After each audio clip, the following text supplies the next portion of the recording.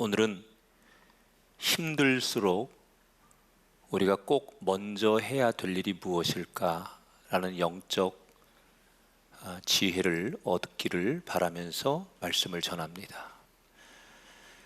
지난 3월 태국 방콕에서 충격적인 사건이 일어났는데, 미얀마에서 일어난 강진의 여파로 30% 정도 완성된 33층 높이의 태국 감사원의 새로운 청사가 순식간에 무너졌습니다. 이 사고로 92명이 사망을 하고 9명이 큰 부상을 당했습니다. 근데 희한한 것은 똑같은 지진이었는데 유독 이 건물만 무너졌다는 거예요. 왜 그랬을까요? 공사 전체에 문제가 있었습니다. 우선은 기초공사도 대충 하고 기준치 미달의 철근, 콘크리트 이런 것들을 사용한 거죠. 아무리 건물을 빨리 짓고 싶어도 가장 기본적인 기초 공사를 제대로 해야만 됩니다. 시간이 얼마나 지체되더라도 이 과정은 반드시 필요한 거예요. 우리 인생도 동일한데요. 때로는 너무 급하고 너무 힘들어서 다급하다고 내가 아무나 만나고 아무 방법으로 내 인생의 문제를 해결하겠다고 하면 처음에는 되는 것 같지만 기초공사 없는 건물이 붕괴하듯 반드시 우리 인생은 걷잡을 수 없이 무너지게 될 것이다. 특별히 요즘 나는 왜 이렇게 하는 일이 꼬이고 내 생각과 계획대로 되는 일이 없고 어찌어찌 하다 보니 이제는 삶의 벼랑 끝에서 오도 가도 못하는 막막한 상황이 생기신 분이라면 오늘 제 설교를 정말 하나님의 음성이라고 생각하시고 지금 상황에서 내가 제일 먼저 꼭 해야 되는 한 가지를 붙잡으라고 하면 무엇을 해야 될까? 이런 마음으로 설교를 나눴으면 좋겠어요. 자, 어떻게 해야 될까? 창세기 12장 아브라함의 이야기입니다. 아브라함은 아내와 함께 하란이라고 하는 도시에서 아주 평범하게 살고 있었습니다. 그런데 아브라함에게는 마음 한 가지 그늘이 있었어요. 나이 70이 되도록 그토록 갖고 싶었던 자식이 생기지 않는 거예요. 당시에는 고대 사회는 다산을 큰 복이라고 여기며 살던 시대였기 때문에 자식이 없다는 건 사회 구성원들끼리의 삶에서 치명적인 결함입니다. 그래서 아브라함은 늘 하늘을 바라보며 내게 정말 자식이 생길 수 있을까? 이런 기다림으로 하루하루를 살아요. 그런데 오늘 본문에 그의 나이 75살 되었을 때 하나님의 음성을 듣게 됩니다. 이렇게 말씀하시는 거예요. 내 고향 친척과 아비집을 떠나서 내가 너에게 지시할 땅으로 가라. 내가 너를 통해서 큰 민족을 이룰 것이다. 이게 하나님의 음성인데요, 들으면서도 선뜻 달갑지 않은 거예요. 왜? 자, 여러분 한번 상상해 보세요. 저나 여러분이 이제 은퇴를 앞뒀어요. 그런데 하나님이 어느 날 우리들에게 내가 너에게 이런 꿈을 이루어 줄 테니 지금 당장 모든 것 정리하고 너 외국으로 이민 가거라. 하나님이 저와 여러분에게 그렇게 말씀하면 여러분은 어떤 생각이 드실 것 같아요? 아마 대충 이러지 않을까요? 어이가 없어서 하나님, 아니 이제 제 나이가 내일 모레면 70인데 지금 저한테 무슨 새로운 도전을 하라고요? 아이 참, 하나님 그건 좀 아닌 것 같아요. 다 우리 그렇게 반응하지 않을까요? 그런데 아브라함은 우리의 생각과는 전혀 다른 선택을 합니다. 하나님의 부르심대로 따라가요. 아내와 조카 그리고 몇몇 식솔들을 데리고 그는 하나님의 인도하심을 따라 몇 달 동안을 걸어요. 거리로 환산하면 600에서 700km를 걸어서 결국 가나안 땅에 있는 세겜이라고 하는 도시에 도착을 합니다. 자, 그러면 이제 새로운 땅을 그렇게 고생해서 도착한 그들이 제일 먼저 해야 될 일이 뭘까요? 사실은 낯선 곳에서 새로운 정착을 하려면 해야 될 일이 산더미입니다. 우선 안전한 곳에 텐트를 쳐야 될 것이고, 식수도 확보해야 되고, 가축들을 키울 수 있는 환경인지 시장 조사도 하고 환경을 파악해야 돼요. 너무너무 할 일이 많다는 거죠. 그런데 그 상황에서 아브라함이 제일 먼저 뭘 하느냐? 6절 7절에 보니까 아브라함이 세겜 땅 모래 상수리 나무에 이르니 여호와께서 아브라함에게 나타나 가라사대 내가 이 땅을 내 자손에게 주리라 하신지라. 그가 자기에게 나타나신 여호와를 위하여 그곳에 단을 쌓고. 아브라함은 도착하자마자 제일 먼저 하나님께 예배를 합니다. 텐트도 치기 전에, 물을 확보하기도 전에, 가축들을 그냥 놔둔 채로 그는 그냥 제일 먼저 하나님 앞에 예배를 드려요. 도대체 아브라함은 일머리가 없는 사람인가? 어떻게 해야 여기서 살아가야 되는지에 대해서 경험이 전혀 없는 사람인가? 그렇지 않습니다. 아브라함은 누구보다도 이런 경험이 많은 사람이에요. 그런데 왜 지금 가나안 땅에 도착해서 다른 일을 다 제쳐놓고 그는 하나님 앞에 제일 먼저 예배를 드렸을까? 우리로 말하면 그의 믿음이에요. 세상 사람들이 보면 그의 신념과 철학이에요. 어떤 철학을 가지고 있느냐? 어떤 상황에서, 어떤 조건에서, 어떤 환경에서도 항상 제일 먼저 해야 될 일은 하나님께 예배하는 일이다. 이게 그의 신념이에요. 그리고 그 신념을 어떻게 하든 붙들고 살려고 했더니 오늘 성경에 그런 신념 끝에 예배하는 아브라함에게 하나님이 다시 나타나시는 거예요. 그리고 이번에 더 큰 약속을 하십니다. 내가 이 땅을 내 자손에게 줄 것이다. 여러분, 처음에는 후손만 약속하셨잖아요. 그런데 이제는 땅까지 주시겠다고 약속하는 거예요. 그리고 나서야 아브라함이 그곳에서 터전을 잡고 새로운 땅에서의 삶이 시작되는 겁니다. 저는 오늘 성경에서 가장 주목하고 싶은 부분이 바로 이 대목인데, 아브라함이 가나안 땅에 도착했을 때 다른 그 어떤 일보다도 하나님 앞에 먼저 예배를 드린 이 장면, 결국 아브라함은 하나님 앞에 먼저 예배할 줄 아는 그것 때문에 잘 됐단 말이에요. 이게 성경이 우리에게 주는 가장 큰 교훈이에요. 그런데 이 이야기를 들으면서 우리들은 이런 생각을 합니다. 그건 아브라함이었으니까 가능한 거고, 그게 무슨 얘기인지 나도 알겠는데 지금 나에게 펼쳐진 내 삶의 현실에서는 그렇게 사는 게 너무 어렵습니다. 왜? 사람은 힘든 일이 오면 일단은 숨을 쉬고 사는 게 먼저예요.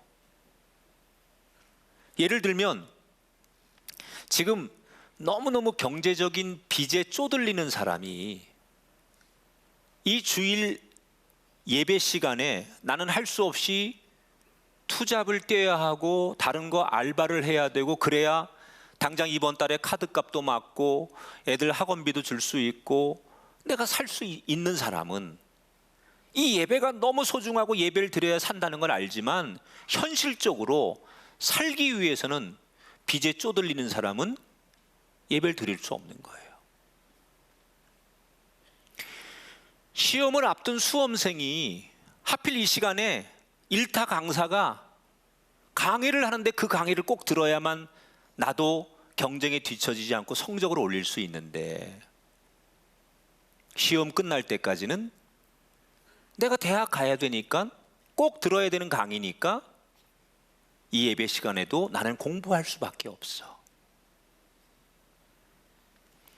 제가 예를 들었지만 여러분도 마찬가지일 거예요. 일단은 우리 가정이나 내가 살고 봐야 되니까 일단 내가 살아야 그 다음에 하나님 앞에 예배도 드리고 내가 좀 힘이 생겨야 그 다음에 하나님 앞에 봉사도 하고 그럴 거 아니냐. 우린 그래서 생존을 위해서 우선순위가 예배가 되는 게 알면서도 안 된다는 거예요.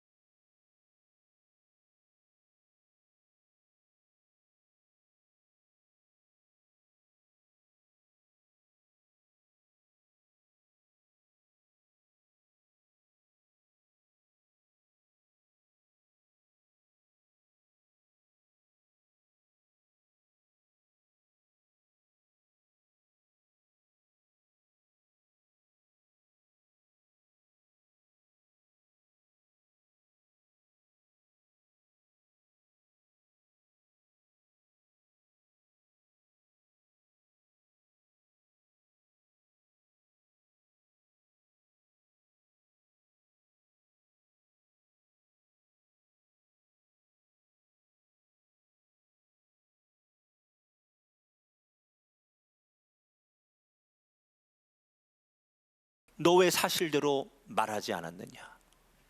너의 거짓말 때문에 나와 우리나라가 큰일을 날 뻔하지 않았느냐?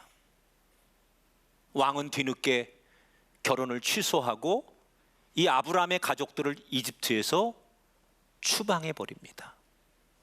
말 그대로 아브라함은 일생일대에 큰 망신을 당하면서 겨우 가정을 지키는 거예요. 여러분, 자기 아내를 여동생이라고 속였다가 곤란해진 이 웃지 못할 해프닝의 상황, 도대체 어디서부터 이 문제가 꼬인 거고 왜 이런 문제가 생긴 것일까? 이유는 간단해요. 아브라함이 자기 혼자 내가 살 길을 찾으려고 한 게 문제였습니다. 아브라함이 지금 고향을 떠나서 이 가나안 땅에 올 때, 그리고 수 없는 과정 속에서 다 하나님의 지시를 따르고 뭐가 문제가 있으면 하나님 앞에 물어보고 하나님의 음성을 따라 여기까지 왔어요. 그런데 오늘 본문에 이집트를 가는 이 문제에 있어서는 하나님 앞에, 하나님 여기 기근이 들어서 우리가 좀 어떻게 살아야 되는데 어떻게 하면 좋을까요? 라고 물었다는 이야기가 한마디도 써 있지 않아요. 그 얘기는 오직 자기가 판단해서 자기의 계획대로 이집트를 갔다는 얘기예요. 왜 아브라함은 그렇게 하나님 앞에 잘 묻던 사람이 이 장면에서는 자기가 알아서 판단하고 자기가 결정했을까? 믿음이라는 것은요, 사랑의 감정과 똑같은 것 같아요. 사랑하지만 시간이 지나면 점점점 그 감정이 식어지고, 그러는 것처럼 믿음도 하나님을 뜨겁게 사랑하고 뜨거운 체험이 있고 그 하나님의 은혜가 감격스럽지만 그것을 계속 유지하지 않으면 그 믿음이라고 하는 것이 식어지거나 그 하나님을 절대 신뢰하던 믿음에서 조금씩 상황 앞에 자신의 믿음이 무뎌지거나 무너지게 돼 있어요. 아브라함이 이런 생각했겠죠. 하나님께서 젖과 꿀이 흐르는 땅으로 가라고 해서 왔는데 이 젖과 꿀이 흐르는 땅이 기근이 들고 가뭄이 들어서 먹을 게 없는 이 상황을 보면서 하나님만 믿고 있다가는 정말 다 굶어 죽을지도 모르겠구나.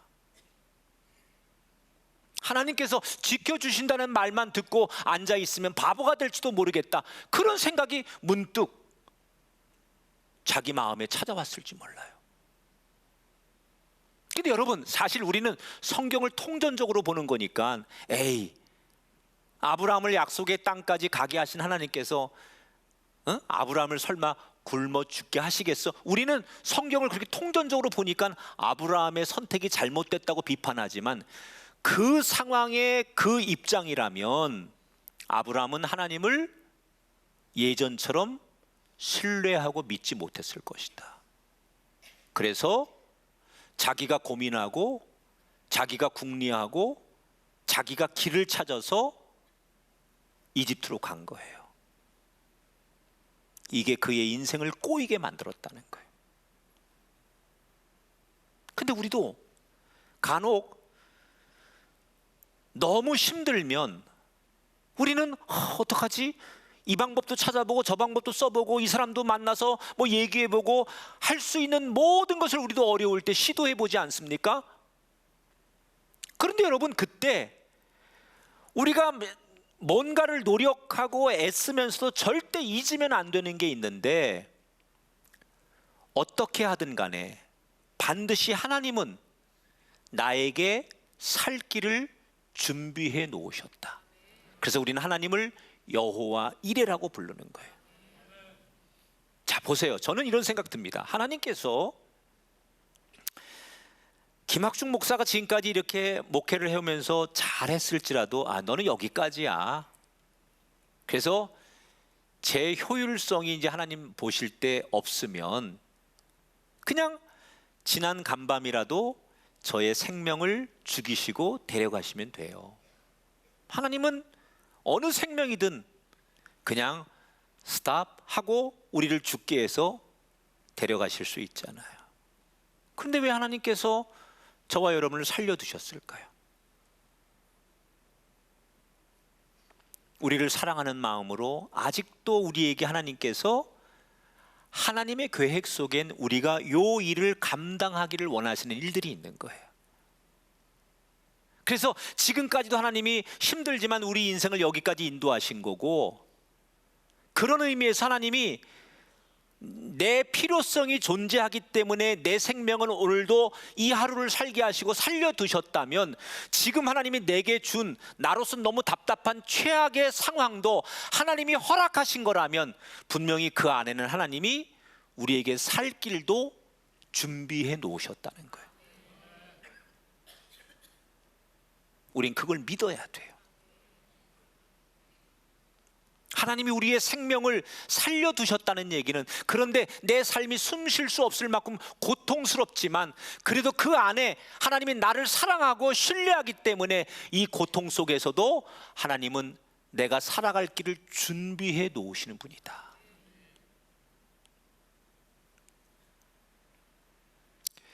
제키 폴럭이라고 하는 여성이 있었어요.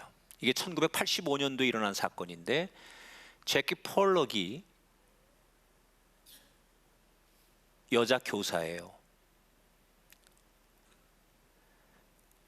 아테네에서 카이로로 가는 비행기를 탑니다. 근데 이륙 10분 만에 테러범들에게 비행기가 납치돼요. 테러범들은 비행기를 몰타라는 곳으로 가게 한 뒤 조건을 제시하며 협박을 하고 협상을 합니다. 자신들의 조건을 들어주지 않으면 15분마다 한 명씩을 총살하겠다. 그리고 정말 안타깝게도 4명이 죽고 지금 5번째로 제키가 죽기 위해 끌려 나옵니다. 너무나 두려운 그녀는 벌벌벌 떨면서 속으로 기도하는 거예요. 그런데 놀라운 일이 일어나요. 그 끔찍하고 두려운 상황에서 갑자기 자기의 깊은 내면에서부터 따뜻한 기운이 자신을 감싸더니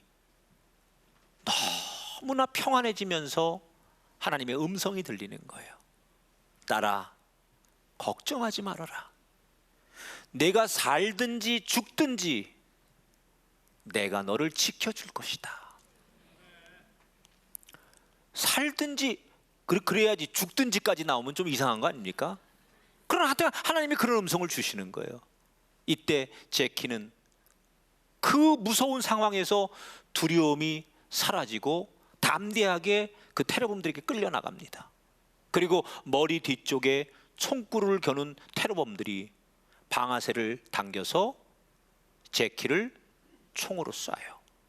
그리고 그녀는 피를 흘리며 비행기 밖으로 내던져집니다.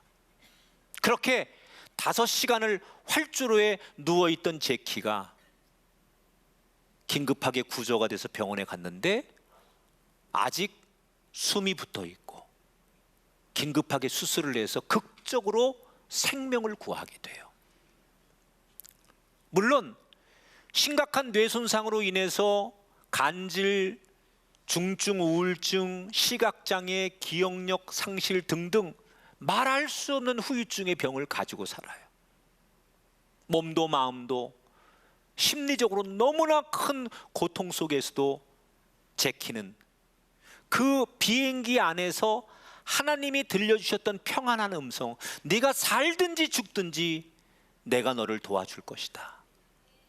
이 하나님의 말씀을 기억하면서 끔찍한 그 투병 생활을 견디는 거예요. 그리고 12년 동안 끔찍한 재활의 과정을 거쳐서 제키는 드디어 100% 회복이 됩니다. 이때부터 제키라는 여자의 인생은 달라지기 시작해요. 40대가 되었을 때 결혼을 합니다. 그리고 아이를 낳습니다. 그리고는 전국과 전 세계를 다니며 강의를 합니다. 자신이 겪었던 이 과정을 그는 한마디로 감사의 여정이라고 고백하면서 2가지의 메시지를 전해요. 이 세상에 죽기 위해 태어난 사람은 없다. 2번째, 아무리 절망적인 상황에서도 그 누구도 하나님을 신뢰하면 그 상황에서도 길은 있다. 저는 이 제키의 고백이 우리가 꼭 기억해야 될 고백인 줄 믿습니다. 하나님은 아무리 절망적인 상황에서도 길을 내시는 분이에요. 그리고 그 어려움을 통해서 더 큰 일을 이루시는 분이 하나님의 일하시는 방법이에요.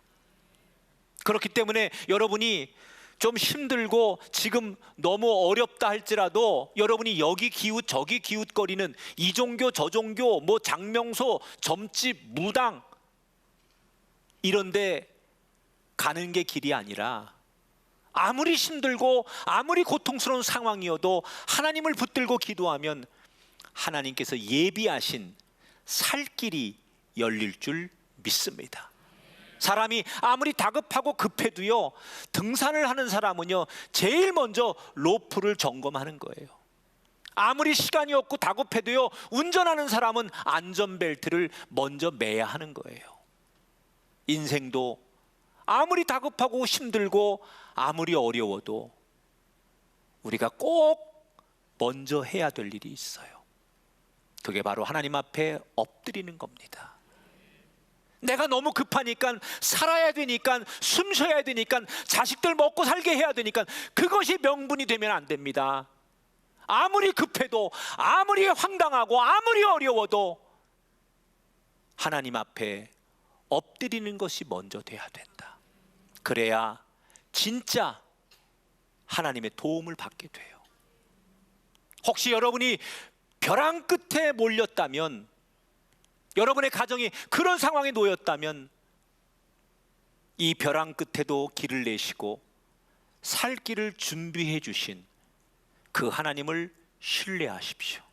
그때 다니엘과 같은 죽음의 자리에서 나를 지키시는 하나님의 은혜를 경험하게 될 줄 믿습니다.